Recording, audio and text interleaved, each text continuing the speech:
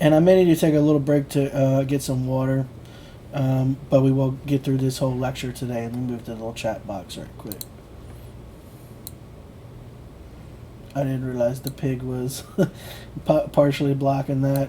Oh, and that pig is there too, by the way. The "Are you feeding your pig?" Is something Neville talks about. I forget which lecture it was, but it was one we did fairly recently.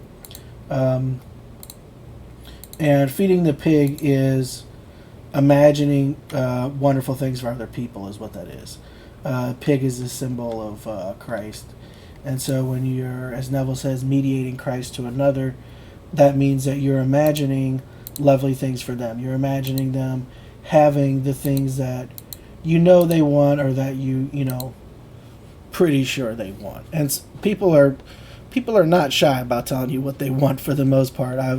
I'm you know, that's been my experience. People will tell you what they want. Okay, creation and faith around this time of year. So this is a great foundational lecture for anyone who's not familiar with Neville.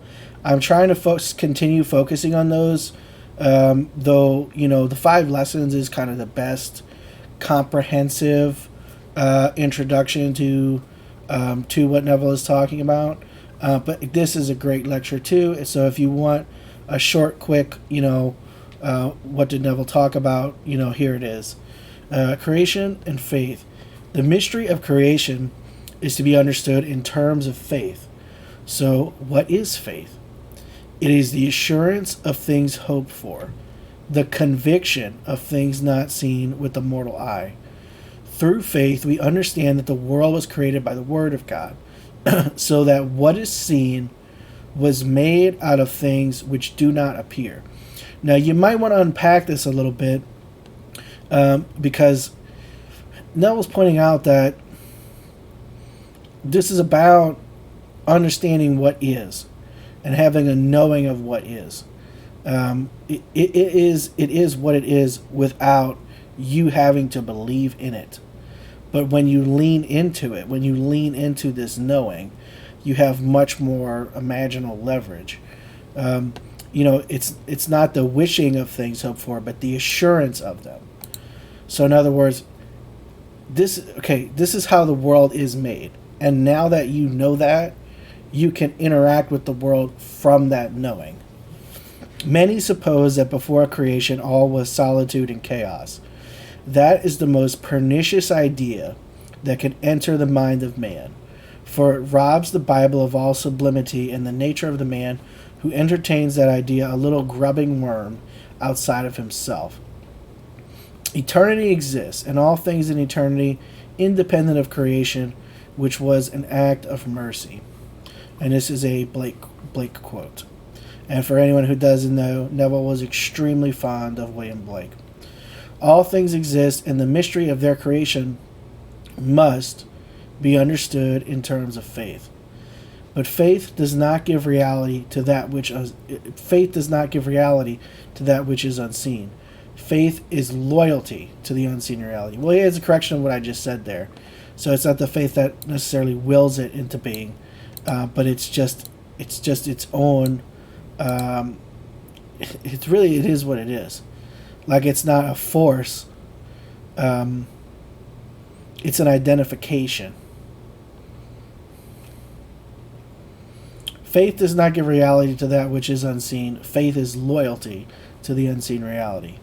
Only in this sense can the meaning of faith be understood. If you have a goal, although it is unseen, it already exists.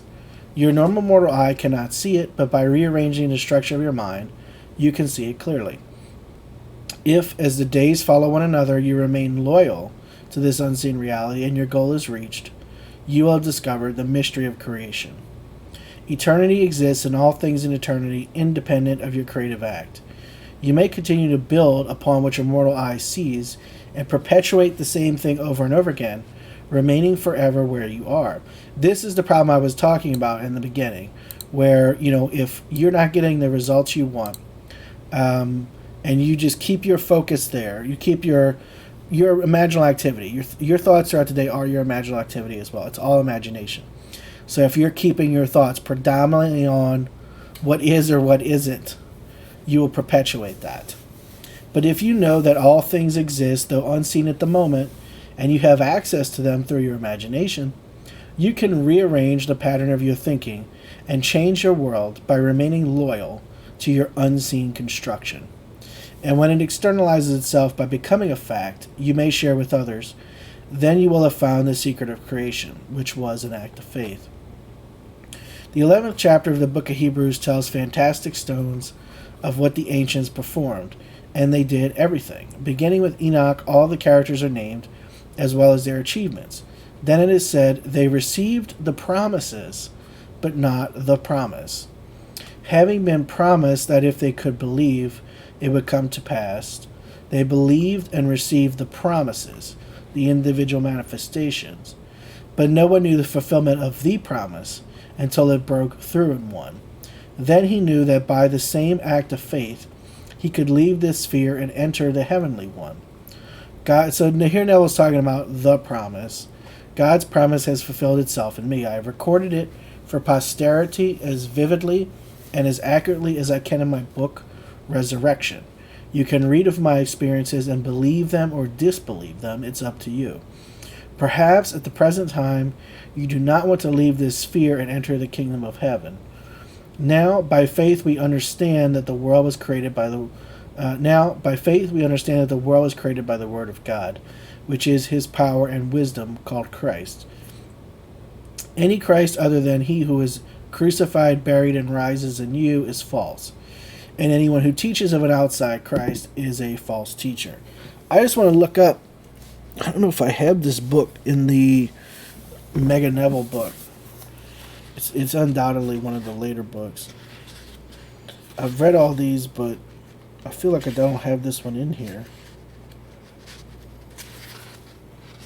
Yeah, it's not in here.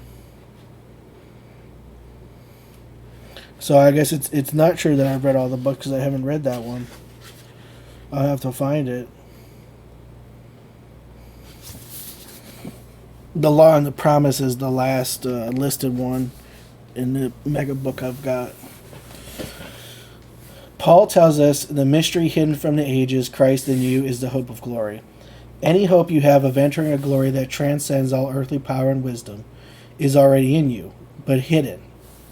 Christ is the way, the pattern to follow for entrance into that glory. If everything exists, whether visible or invisible, then my father and mother who have departed this world exist, and would revel in anything that I accomplish here. Although my mother left this world in 1941, and my father in 59, I can bring them into my mind's eye, and hear them speak of their pride in their son. Believing that everything I can conceive is part of the structure of the universe, I can assume they are fully aware of my accomplishments, so I listen to their joy. Now can I remain faithful to that scene? My faith is not going to give it reality, but my loyalty to that unseen reality will. I listen and I remember what I heard, and then tomorrows I continue to remember. Then, in its own appointed time, when that which I have been faithful to externalizes itself, I will have found the great secret of creation. This is wild. Neville talking about, that's very interesting to hear him say that. God tells us he does not create something out of nothing, for all things are. So this is a foundational teaching here, which is that creation is finished. There's a chapter called that, but it's explained here perfectly fine and succinctly.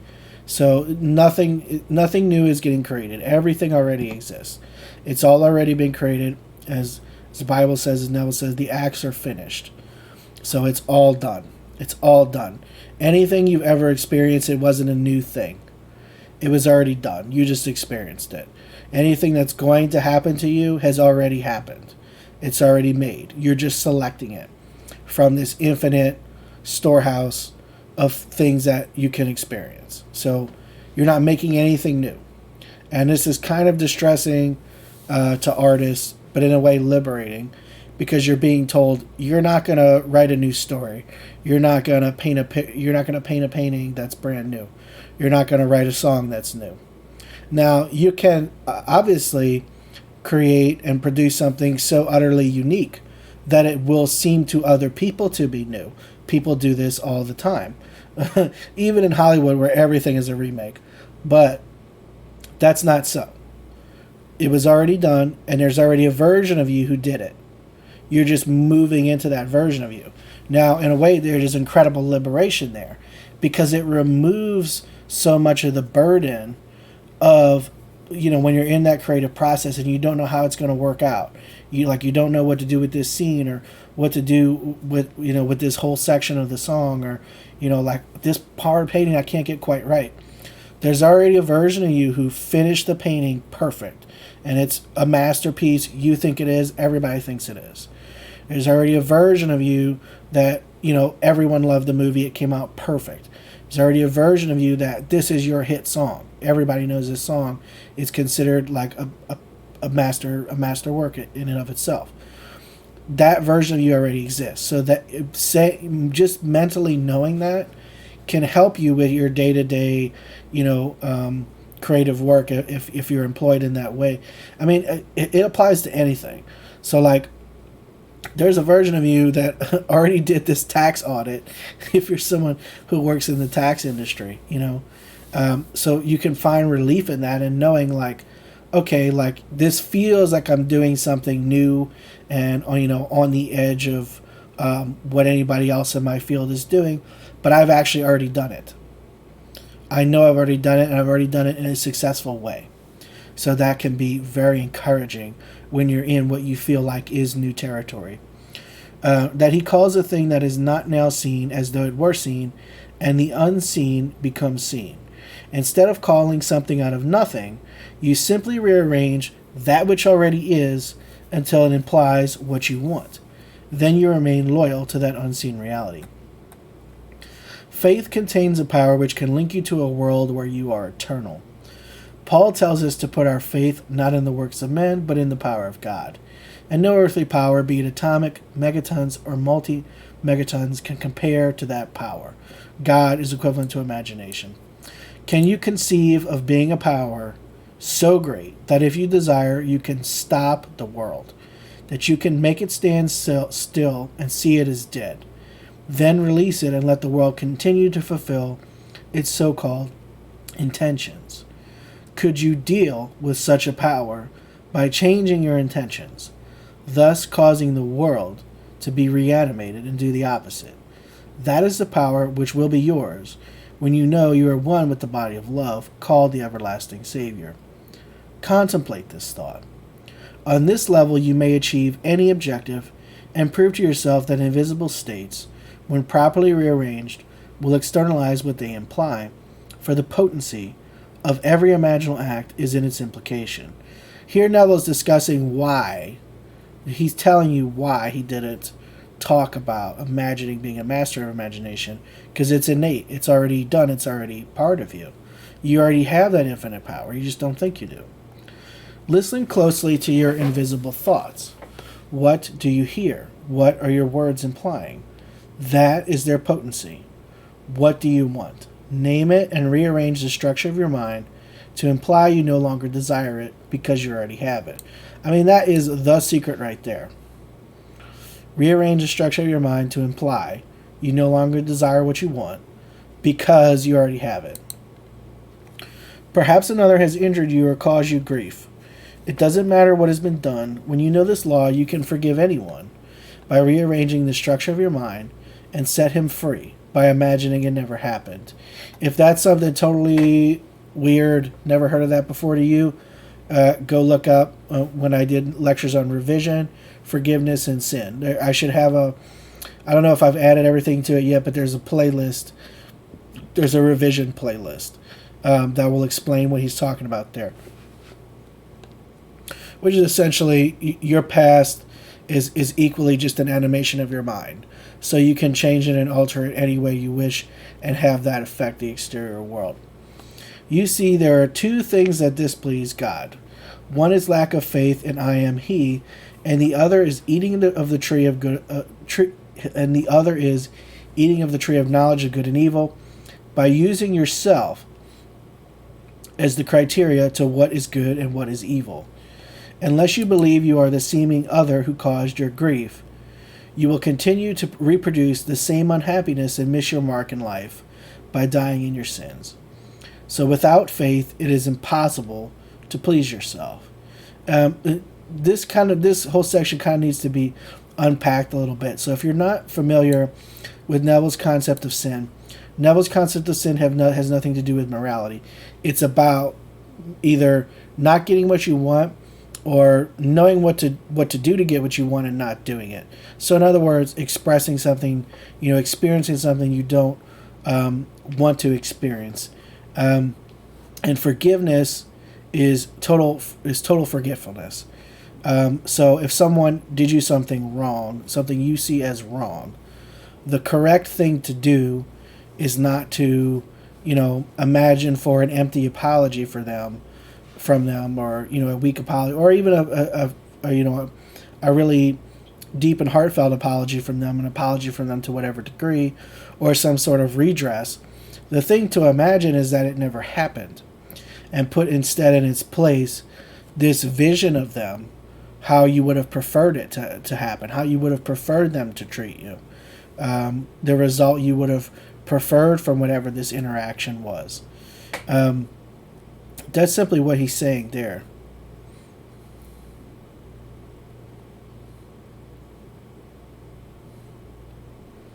For the moment, think of everything as existing now. Although unseen by your mortal mind, your desire exists and can be seen in your imagination. Although your father and mother may be unseen by the world, they exist, and the love they have for you has never passed away. Because all things are, you may use them or those who are now in your world. So Neville is saying there that, if you want to imagine, if the thing you like to do is imagine conversations with people, you can include people who, to your experience of reality, have passed away. And that will also produce an effect on this reality.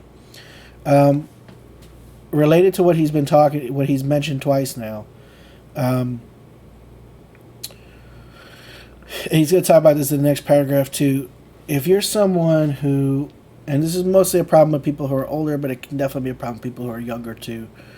If you're someone who really wants your real desire, and you have secondary desires related to it, but truly your primary desire is for your parents to be proud of you. Even if your parents have passed on, you need to imagine that. You need to imagine them now telling you they're proud of you. The amount of money you make, the amount of career accomplishments you have, how successful your marriage is, how awesome your kids, their grandkids are, none of that's going to equal a couple minutes you spend right now imagining hearing your mom or your dad tell you they're proud of you. You're never going to scratch that itch, and you'll go through life feeling unfulfilled in that way and trying to do something to achieve it until you give yourself that gift, and you can do it right now. A lot of people think they want certain other things, but what they really want is that. And I've seen it in a couple other people, and it can be at times really tragic because the person will get the exterior world success. They'll get, the career accomplishment, the money, everything. The kids, the grandkids that their parent never got to see, they'll get all of it. But they still feel that pang and that pain because they never just simply heard or felt that moment of pride from their parent. You can give yourself that any time. You really can, and it's just as real as if it had happened. It's actually more real because it happens in imagination, which is the true reality. Okay, but let's scoot back to where he's talking about imaginal conversations and how you can use this to manifest anything you desire. If, for instance, your friends heard of your good fortune, would they empathize with you or be envious? Do not choose one who would sympathize with you, for you do not want sympathy. In other words, you don't want someone who's going to hold you in an older state. You either want empathy, so they're happy for you, or envy. They want what you have now. If you know someone who, when hearing of your good fortune, would now go wild with envy, use her. Or if you know one who would rejoice because of your good fortune, take that image. It's your choice, but you must remain loyal to the unseen reality you have constructed. Your faith will not give it reality, for faith is your loyalty to the unseen reality. Abraham believed, and it was accounted unto him for righteousness. And all things come out of Abraham. This distinction, which was addressed in the beginning, is one of these subtle differences that honestly is not that important. As long as you understand this, you don't have to worry about whether or not it's the cause. Your thoughts alone are the cause, and that's what he's trying to tell you here. But the idea is that in the moment of your imaginal act, you are convinced that this is real. Whatever language you want to put that in, whether it's feeling it real is the one that's used a lot, whether it's belief, you believe this is happening, whether it's conviction, assurance, whatever language you want to coach that in the moment of your imaginal act, this is happening. This is truly happening to you. That's the underlying thing that you should incorporate. Someone once defined faith as believing what is incredible, or it is no virtue at all. Hope is hoping when things are hopeless, or it is no virtue at all. And love is forgiving what is unforgivable, or it is no virtue at all. Those are the three virtues which the civilized world comes, under which the civilized world comes. Faith, hope, and love. So faith, believing what is incredible. Hope, hoping when things are hopeless. Love, forgiving what is unforgivable. You may not be able to see the fulfillment of your desires with your mortal eye. Your senses and reason may deny their existence. But this is the way God created the world. You are invited to imitate him as a dear child by remaining faithful to the unseen reality in your mind until it becomes seen in your world. And when it does, you will have proved God's law. So this is exactly what I was talking about at the top of the stream. When you don't see results, evidence, and outpicturing yet, your mind is going to try to convince you that what you've done is not going to happen, or what you've imagined won't happen. However ways these thoughts are going to present themselves to you, whether it's just going to be playing, what people call the old story, so your old thoughts, or it's going to be saying things like, you're delusional, or it'll berate you saying, well, that could never happen, or, however those thoughts are going to present themselves, that's by design. And it's incumbent upon you to do your best to, ignoring it and denying it is the wrong thing. It's indifference. When those things come up, you're generally indifferent. And if they come up really strongly, you can pick them apart, like you can counter them. But sometimes that will sort of lead to a battle. The best thing to do is adjust your sense of self so that when these things come up, they just don't emotionally affect you. And this is something that is a process in and of itself, or at least it has been for me, on every specific desire. So even though I know the law works and I have faith in the law, on certain things, depending on how I feel and think about myself that day, those thoughts may have more power over me than they normally would. Other times they don't. What seems to always help is to do the traditional Neville technique of totally shutting out the exterior world, shutting out the senses, going within, and doing a scene that implies fulfillment of your desire.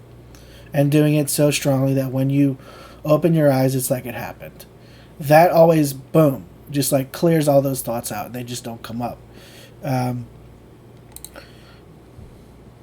Then that great moment will come when that which was promised in the beginning erupts, and the creative power you once knew yourself to be is restored, only magnified because of your journey into this world of death. He's talking about the promise right there. The promise is you remembering and knowing for a fact that you're God the Father. All of the promises of God have found their yes in me. I remain with you now only to encourage you to move into an entirely different awareness. There is nothing here, however, to aid you concerning that world. How can you understand God's power when you only know the power to burn wood and boil water? You are aware that a bomb can kill millions, yet you also know that the ones who created and dropped the bomb will die, just like the millions killed. So you have nothing to compare to the power of that world, as it transcends anything known to man. I have described the pattern for entrance into that world. He's talking about the promise and sort of the next level of creation where you actually will create new things. It consists of a series of 4 mystical events which, when experienced, frees the individual from this level and opens the door into the world of the promise. I have shared my experiences, yet men, believing I am Neville, who will die as everyone does here, do not believe they are the Messiah which is to come, so they turn a deaf ear in my direction. But I will continue to share my experiences and leave them behind in my books, just as Paul did in the form of letters. And those who experienced the visions recorded the Gospels. Those who wrote the Gospels knew what they had experienced. But man has misinterpreted the message, believing Jesus Christ is external to self, and not realizing he is God's creative power and wisdom. My visions have paralleled those recorded in the book of Luke. Luke does not claim that his experiences were chronologically accurate, but that he feels better qualified to write the source material. I have told it chronologically, just as it happened to me. Now I tell you this, as persons differ, so will the experiences. 2 people here have had that birth. In one case, there was no witness, therefore his witness is Scripture. In the other case, the lady had 3 witnesses, 2 brothers and a friend she thinks of as a brother. So because we do differ in the kingdom, the visions will differ, but the pattern will remain the same. He's talking about what usually is the first or second vision, where you don't necessarily give birth to the baby, though that can be individualized too, but you birth yourself out of your own skull. The way he experienced it was he birthed himself out of his own skull and experienced a great wind, and then he was in a room where there was a baby on the floor, and his 3 brothers were there, and said, "This is Neville's baby. How does Neville have a baby?" And he picked up the baby and instantly knew the baby as Isaac, and the baby laughed, because Isaac means laughter. That's how he experienced it. But you're going to have a variation of it. You will have a slightly different version of it, and you may have the witnesses or may not. So you may have 3 people there. You're sort of 3 wise men there, or they may not be there.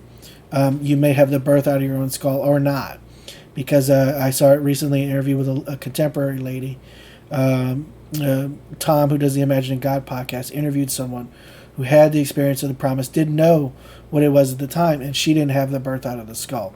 So certain things are not going to be there, but the overall pattern is there. There's a pattern of 4 visions.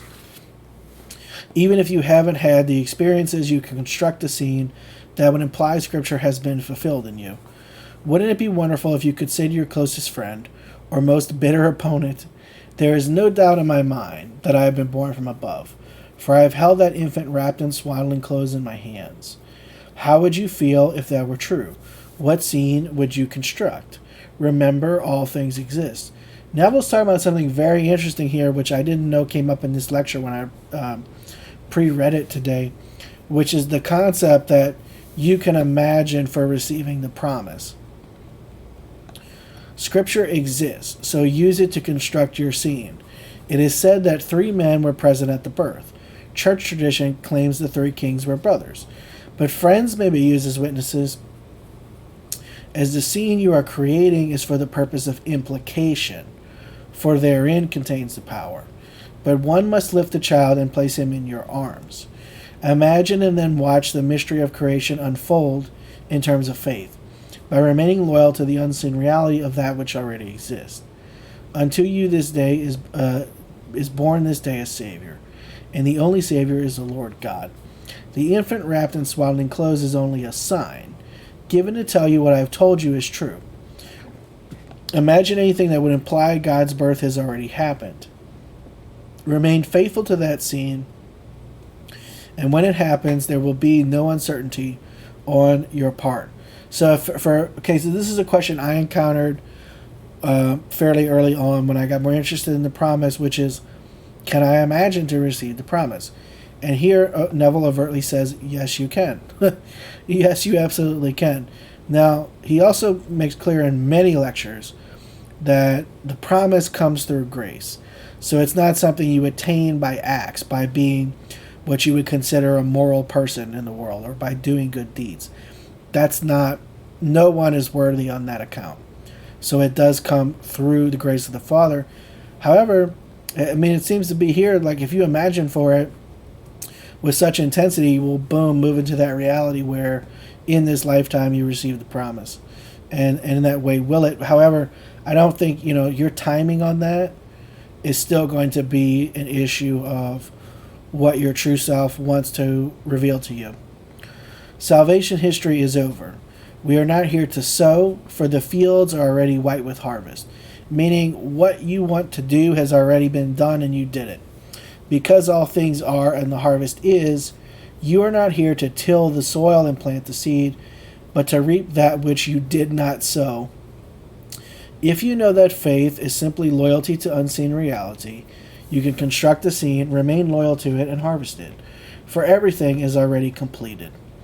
God conceived the history of salvation, plotted it, and fulfilled it by becoming humanity. Believing that he already did accomplish his purpose, humanity is raised to enter the kingdom once more, and God's second coming has been fulfilled.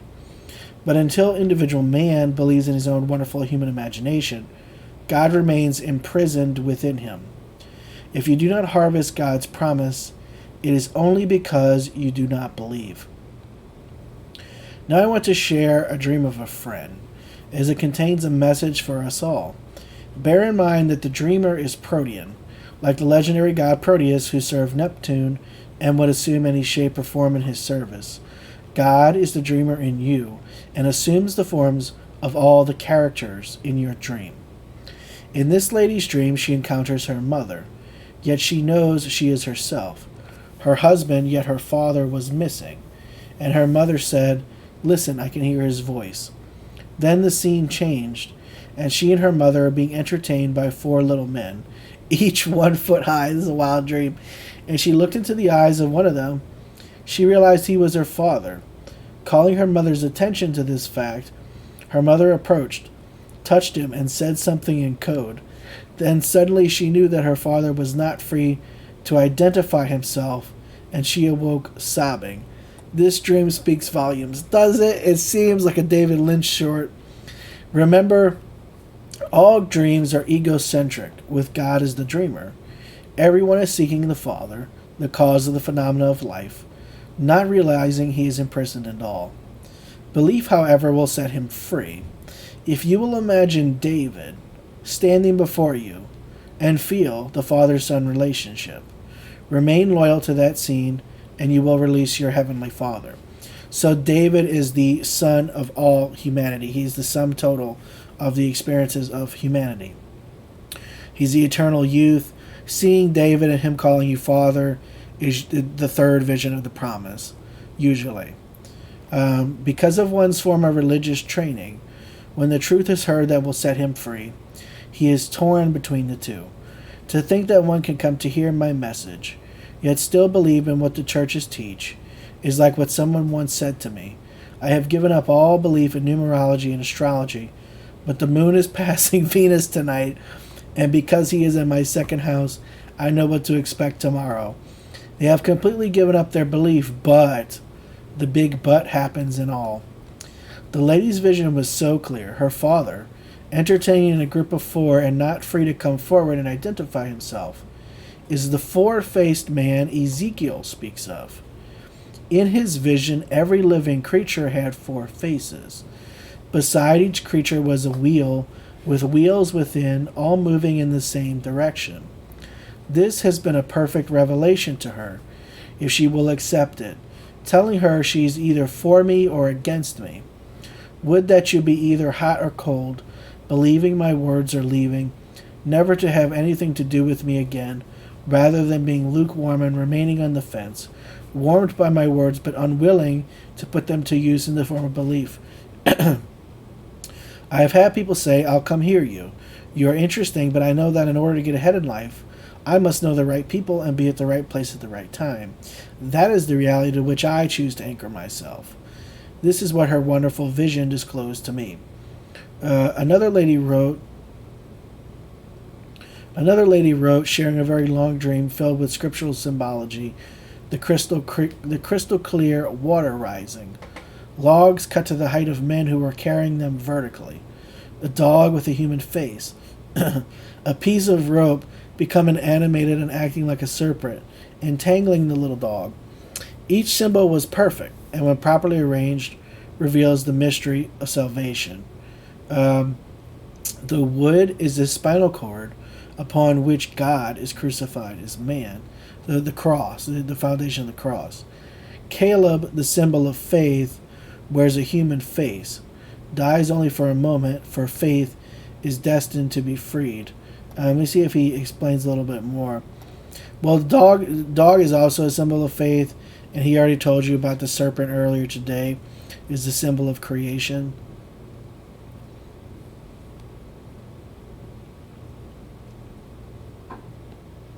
So this intertwining of creation with faith, and yet having a human appearance. Another lady wrote saying, I woke laughing. Hearing these words, it's so easy to know you are God. All you need to do is to expand. This is true. William Blake began his great poem, Jerusalem, on the sixth line saying, Awake, awake, O sleeper of the land of shadows, wake. Expand. I am in you and you in me, mutual in love divine. Love's secret is expansion. Contract your senses and you see multitudes. Expand them and you will see one man, one love. Dwell upon this great mystery of creation in terms of faith. All ministers, rabbis, and preachers teach faith. But faith in what? In little icons, a lighted candle. Our maid comes every Monday and we always give her our used candles. This afternoon we gave her 2, which she will take to her church to light. She has faith in a discarded lighted candle. All of these things are on the outside. Faith in any power other than he who is within you is false, and anyone who teaches a power on the outside is a false teacher. Christ in you is your hope of glory, and there is no other power. The world was constructed in the mind's eye, out of things unseen by the mortal eye, and made alive by faith. Eternity exists in all things in eternity, independent of the creative act, which is the assumption of unseen reality and loyalty to its assemblage.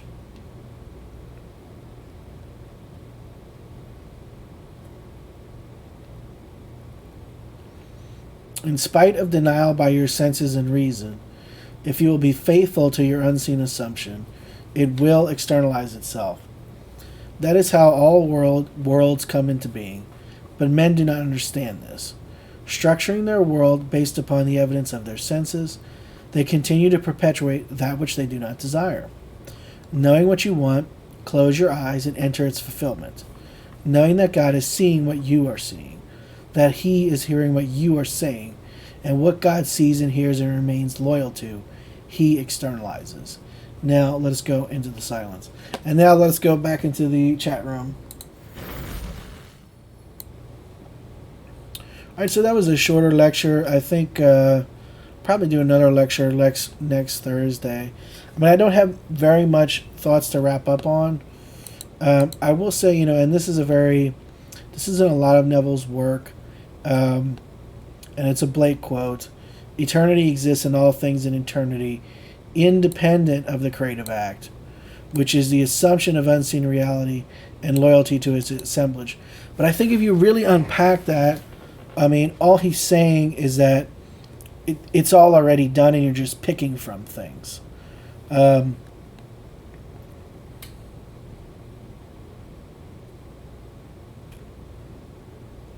Like the creations are now separate from the creative act, but you can pull them onto this level of reality by rearranging your mind to identify with them existing. That's how I would unpack that. I might see that quote in a different way in a couple months. We'll see.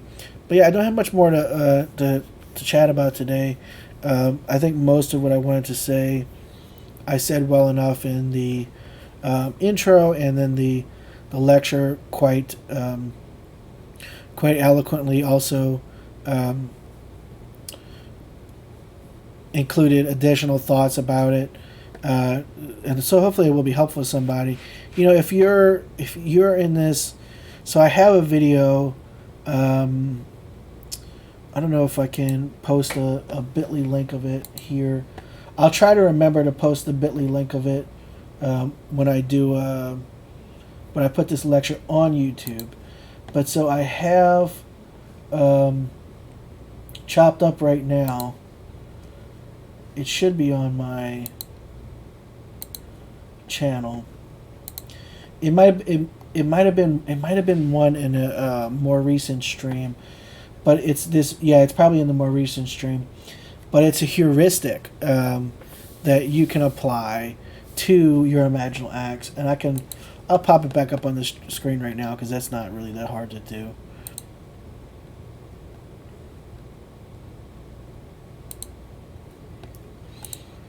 I mean, this is it. There's too much stuff.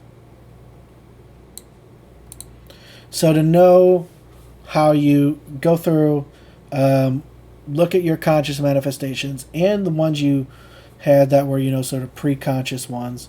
Oh no, I had this off a little bit. The ones that you did before you knew about the law, and see what are your best techniques. How do you tend?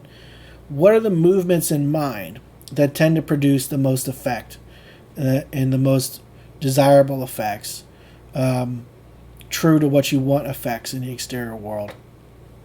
And then look at the things that you usually have to make this list. What are the big things you haven't manifested yet that you really want? And then compare. So did I apply what I know to be my best use of mind toward these things? If you really didn't, you should do that. If you did, and this is sometimes the hardest part, if you really already did that, and you did that, it's time to accept that it's done, to know that it is done, and to be happy about it, and to actually dwell in the feeling of fulfillment. And if all those imaginal scenes didn't get you there, I don't know, that's tough, because sometimes it feels that way. But I guarantee, you go back at any one of those scenes right now, you will leave that with it. And you're really, I mean, this is something you want. You want that feeling. You want to feel that. You want to express that. So at least take that mental attitude around with you, even if there is no, concrete result.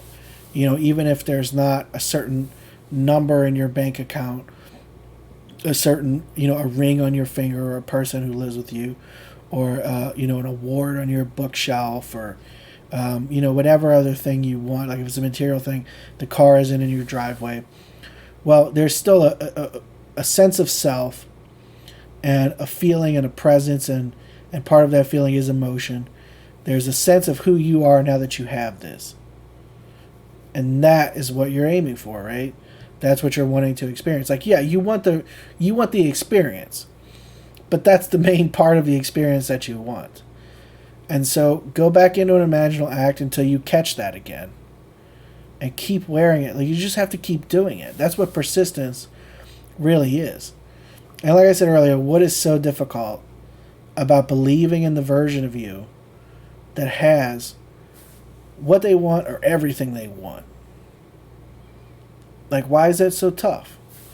Now, you might say, oh, well, the past. I have so much, so many experiences, so many memories, so much evidence from my past that shows that I don't get what I want, that I suffer unfairly, that I have to wait too long for things, that things have very unpleasant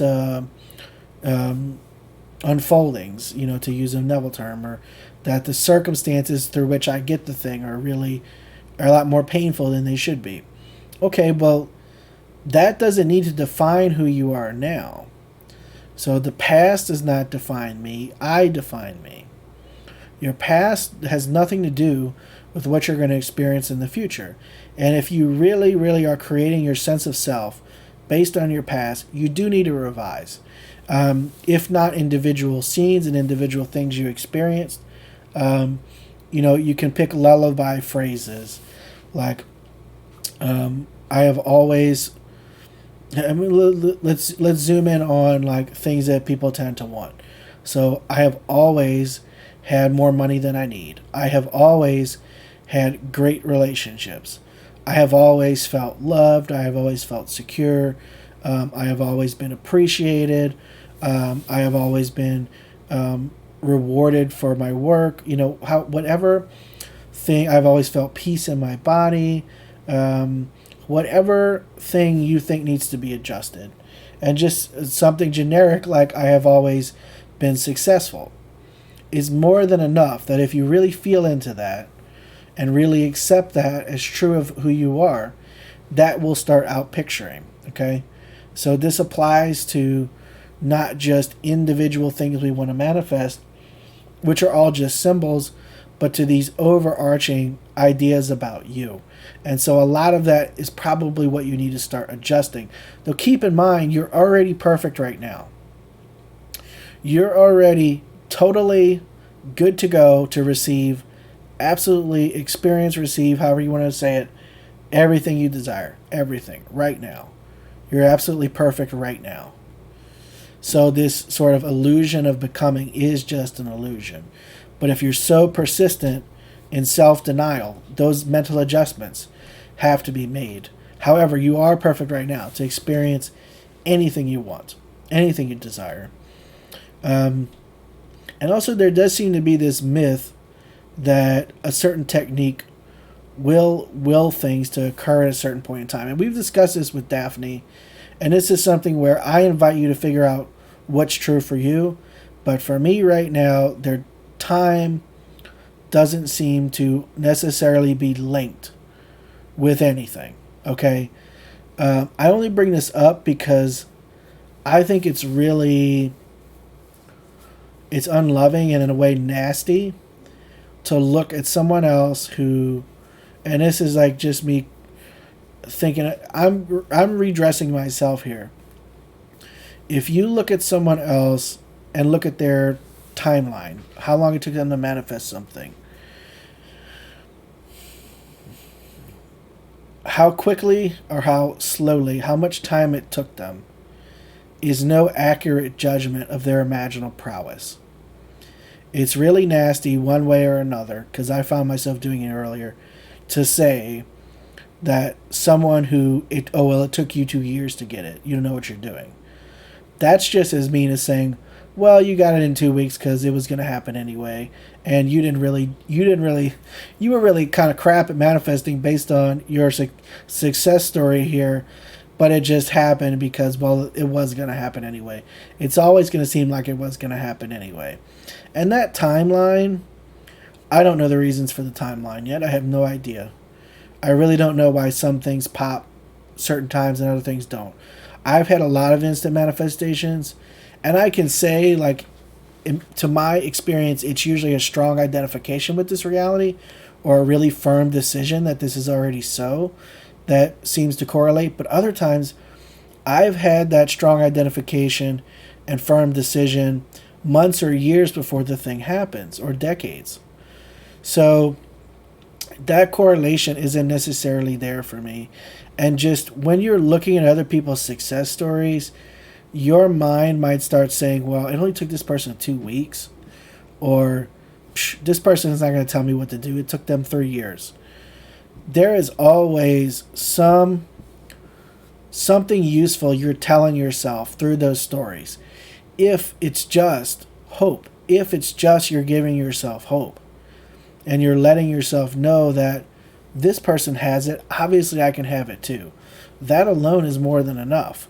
You know, if you're looking at success stories for some sort of additional, using that to shore up your belief in yourself. But ultimately, you should have, that belief independent of any other train of thought. That confidence in you should be totally its own entity, its own experience of self. All right, on that, we're gonna leave off. I'm gonna play a little bit more of the lecture with the music, Our Real Belief, and then I'll be back on Thursday. I don't know what time because I might have to do errands that day. And if not Thursday, I will do a Friday ones because I want to have three streams this week. I've been slacking on the streams, but I want to get back into it. So Thursday I will do a stream. I don't know if it'll be earlier than later, but I'll do a stream sometime on Thursday. And if not Thursday, only because I have a bunch of errands, it'll get done Friday. All right, well, thanks for tuning in or watching the VOD or whatever. Please, if you're watching this on YouTube, please subscribe. And if you really like it, let some people know. I'm very much in the early stages and looking to grow the audience of people who are, mostly deeply interested in Neville, but we are going to be discussing, other authors. I've already done Walter C. Lanyon, and I do plan to do others in the future. But for now, the focus is primarily on Neville. So if you're already interested in Neville and you want someone to sort of be your video guide through rereading or reading new lectures you haven't encountered before, hello, here I am.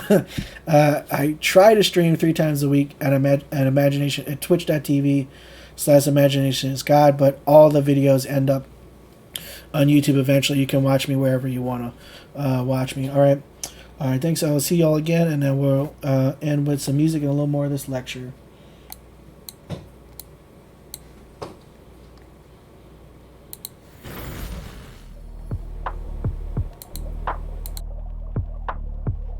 Examine yourselves to see whether you are holding to your faith. Test yourself.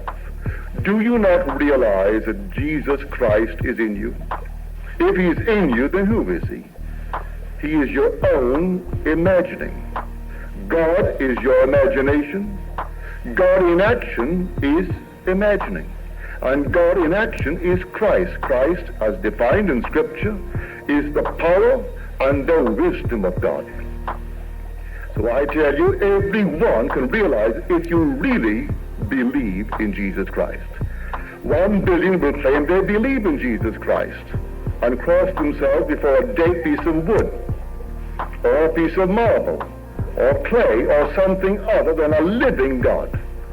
And the very being kneeling before these external icons, here is the king of Greece that just died, and they brought what they considered a holy icon for the man who has died. In the eyes of God, a king is just like a serf. They do not differ. One's love for one is not greater than his love for another. To what extent have they heard the word of God and believed? So he's dying to bring a holy icon. It didn't work. Just saw the little icon, and so he makes his exit like any other person in the world. I hope that everyone here will find the real Jesus Christ. The real Jesus Christ is your own wonderful human imagining. That's God in action. The real God is your own wonderful, lovely imagination. When you say, I am, that's God.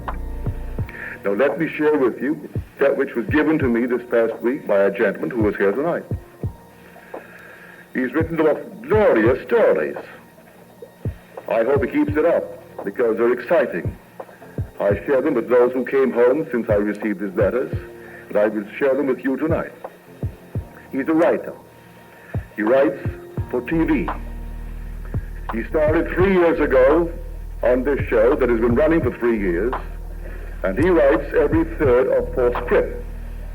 He said, when I started, my price was $2,500 a script. And in 2 years, my agent got it up to $3,000 a script. Then, a year ago last Christmas, my mother came from the east to visit us. And I told her what I received for a script, $3,000 a script.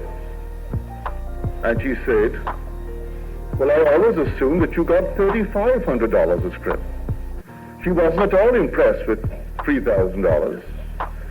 And then he tried to explain to her that as far as he knew, there was no writer in the field, solo writer, who got more than he did. He was getting $3,000 a script. She was not impressed. Didn't disturb her at all. She still said that as far as she was concerned, it was worth $3,500 a script. Well, 2 months later, the agent was called by the studio for a contract, a renewal of contract for the next year of writing. Before, naturally, he would go over to the studio, he would have to discuss it with the writer. And so he explained to the writer he didn't think that they should ask for more. They moved it from 2,500 a script to 3,000 a script, and you shouldn't price yourself out of the business by asking for more. And so the writer agreed. It was a nice, friendly relationship between himself and the producer, so why ask for more and get out of the business? So it was agreed. The very next day after this agreement, a conference was held to discuss stories, a story conference. And so the producer said to the writer, have you come to an agreement with the contract for the next year? And he said, yes, I'm going to sign. He said, have you asked for more money? He said, no. He said, you asked for more. He said, but you're always complaining about the budget. It isn't big enough. And now you're telling me to ask for more. I said, you asked for more money. Again, he said, I don't want to price myself out of the business. He said, you tell your agent to ask for more. So when he went back, he called his agent. And when he told the agent to ask for more money, the agent thought he had too many cocktails for lunch. So he said, no, I will give you the source. And he told him what had been told him that very day at the conference. So the agent, now armed with this information that the very producer had recommended an increase, said he called up the business office of the studio and asked for more. And they simply blew their top, they screamed. And then very generously they said, we'll forget it, as though you didn't even ask for it, so that the nice relationship between the producer and the writer can go on as it has for the past 3 years. But the agent, knowing the source, was adamant. And so when he came out of that office, he came out with a contract for $3,500 a script. So said the writer in his letter to me, my mother merely assumed that I was getting $3,500 a script. And so her assumption went behind the backs of all of us, producers, everyone, and bore fruit. So then he said, I called her up and I told her what I was getting, the script now. And then she started to seriously study your books. And he said a problem, a great burden has been with her for 25 years, a most distressing problem, which I will tell you about at some future date. But may I tell you, last Friday, it was completely swept out of her life. And now a confession is in order. When I first heard you, I couldn't understand you. And then I began to be afraid that I was going mad because I could understand you. Then he said, I will explain that later. So I am waiting eagerly for that explanation. But we are told in the book of John, he has a devil. He is mad. Why listen to him? You who have your Bibles, that's the 10th chapter, the 20th verse of the book of John. That is the chapter wherein he said, I and my Father are one. He had just gotten through in the previous, the 8th chapter, by saying, I know my Father. My Father is he whom you call God. But I know my Father, and ye know not your God. And for this, they stoned him. Stoned him with the literal facts of life. That's the stone of Scripture. When you throw the facts at a man, when the man dares to assume what reason denies, what his senses deny, then you who will not go along with his depth, you throw the stones or the facts of life at him to deny the reality of what he is claiming by a mere imaginal act. And so he has just gotten through making these bold assertions that I and my Father are one, and my Father is he whom you call God, but I know my Father, and ye know not your God. And so this story, he said, I didn't understand you, and then I began to fear a form of madness because I could understand you. For this it takes you into an entire different world for a reason on this surface of the mind doesn't really prevail. That you really believe in the reality of what inwardly you are doing. And then it comes to the surface. If you don't tell it before and you tell it afterwards, they will question your honesty. If you take them into your confidence and tell it before, if you have enough faith, go about your business. If you don't, they will plague you and throw the stones at you. And every time they meet you, they say, well, where is it? You said you're going to have a certain home, a certain job, a certain sum of money. Where is it? And so they are always throwing the stones at you, or the facts of life. Now here is something, and you listen to it carefully. It's a long letter, and he's bringing out certain points that might have escaped you. For here what we are trying to do is to find out all the little facets of the greatest secret in the world, the secret of imagining. For as Fawcett said, the secret of imagining is the greatest of all problems, to the solution of which all should aspire. For supreme power, supreme wisdom, and supreme delight lie in the solution of this far-off problem, this great mystery, and he has thrown some light on it. So if I can recall, it's a long letter, typewritten, 4 pages, but I will give you some of the highlights of it. So when I met my producer 3 years ago, he was a very subdued and reserved sort of a gentleman. Reserved, he said, would be the right word to use to describe it, very reserved. So unlike the volatile enthusiast with whom I formerly worked. He was very reserved. In fact, pardon me, he couldn't express the superlative in any way. In fact, his greatest praise was the word good.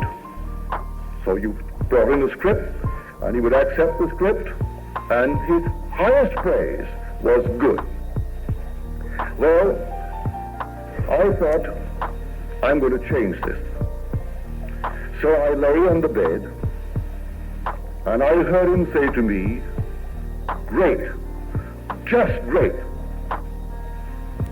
Now, I hadn't started the script, I had just given him a script, and he pronounced the script good. I am now doing this about the next script, and I heard him distinctly. I went over and over in my audio setup, as it were. So I heard him inwardly pronounce the new script as great, just great. And while I am lying there, the phone rings. I haven't started the script. The phone is ringing. It's the producer. And he is telling me that the script that he had formerly pronounced good was great, just great. Well, I said he threw me a curve, because that's not what I was expecting. It was about the new script, which I hadn't even started. So he not only threw me this curve, but someone had their lines crossed. So, right there, I kept on now working a new, I would say, line for him to use. And I changed it from great, just great, to terrific. And so here I am. I only heard one word. It is terrific. Well, I submitted the script, and that's exactly the word he used when he said to me, it's terrific. And with the same enthusiasm that matched my imagining. Now, I said to myself, 2 months later, every script I presented within 2 months, it was either great, just great, or terrific. It didn't go back to good anymore. So I said, no, I'm going to experiment again. So this time, I'm going to make him say, absolutely sensational. So I heard him say, absolutely sensational. Then he said to me, what the hell? If you're praising yourself, I'll not get the best. So I am doing it to myself anyway, so why be modest about it? I am doing the whole thing because he's only echoing it. So I said, absolutely sensational. So I finished the script, took the script into him, and he pronounced it good. He said, I almost fell out of the chair. It was not the role that I had written for him. And he said, you know how authors hate ad-libbing. You know what that means in the theatrical world. When the author writes a play and some actor thinks he knows more than the author, and he changes the script and he ad-libs, or maybe he forgets his lines, and if he's smart enough, he can throw a few words in and he ad-libs. But no matter how smart he thinks he is, he doesn't flatter the author. The author feels he knows better than any actor what should be there at that moment. And so He said in his letter, you know how authors hate ad-libbing. So what could I do? The script had to be cut. So he gave me the script to cut a certain portion of it. I took the script home, did all the cutting, and then mailed it to him, and I mailed it as a petulant child. I didn't even revise what he had said. But the very next day, he calls, and he said to me on the wire, it's absolutely sensational. Now, this is the point I want you to pay strict attention to. He said, you know, my experience with the producer disturbed me, greatly disturbed me. To hear or to occasionally think about this isn't so bad. By that he meant you hear that all that you behold, though it appears without, it is within, in your imagination, of which this world of mortality is but a shadow. Well, to hear that and to occasionally think about it isn't too bad. But when it seeps in and takes hold of you and goes deeper and you realize that it's true, that that producer who is so important in the production of this great series, who is spending such fortunes, he has it to spend, that is, he allows it, he knows what he's doing, he's been successful, he's been running 3 years, and yet he had to actually utter the word that this writer is writing for him. And when he met him, he was so reserved, he never used any superlatives and could never bring himself to praise a thing beyond the word good. And he raised him from good to great, just great, terrific, absolutely sensational. That's an enormous accomplishment in anyone's vocabulary when he began as a most reserved party. So when the individual writer now sees what he did with a man, he said, you know, it distressed me. It distressed me for the simple reason I had to remake my world only as I remake myself. Only as I could remake myself could I in any way remake the world. And what an undertaking. But he said, I found a solution.